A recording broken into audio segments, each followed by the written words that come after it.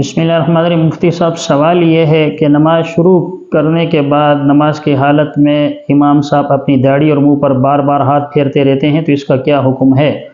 دیکھیں، فتاوی رحیمیہ جلد 4 میں یہ بات لکھی ہے کہ کوئی بھی شخص، چاہے امام ہو چاہے مقتدی ہو یا ایک شخص انفرادی طور پر اپنی نماز پڑھ رہا ہو، اگر وہ 3 دفعہ اپنی داڑھی پر ہاتھ پھیرتا ہے تو اس کو عمل کثیر کہا جاتا ہے۔ بعض فقہا نے لکھا ہے کہ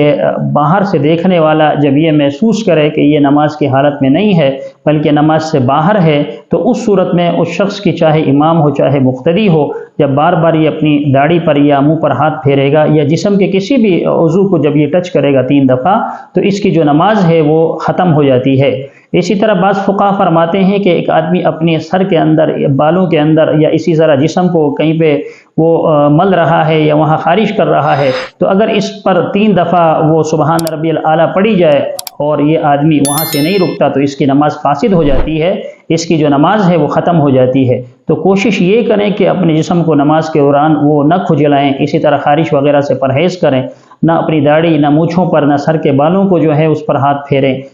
بلکہ اگر ضرورت ہو تو 1 دفعہ یا زیادہ سے 2 دفعہ، 2 دفعہ سے زیادہ جو ہے کسی بھی رکن کے اندر، رکن یعنی قیام ہے، اسی طرح رکوع ہے، اسی طرح سجدہ ہے، اسی طرح تشہد ہے یا تحیت کی حالت میں 1 یا 2 مرتبہ سے زیادہ جو ہے وہ اپنے جسم کے اعضاء کو ہاتھ نہ لگائیں، ورنہ آپ کی نماز وہ ختم ہو جاتی ہے۔ تو اگر امام ہے تو امام کے ساتھ مقتدیوں کی نماز بھی ختم ہو جائے گی، یعنی نہ امام کی نماز ہوئی نہ مقتدی کی نماز ہوئی۔ اگر ایک آدمی انفرادی نماز پڑھ رہا ہے تو اس کی جو نماز ہے 3 دفعہ وہ داڑھی پر یا اسی طرح بالوں پر ہاتھ پھیرنے سے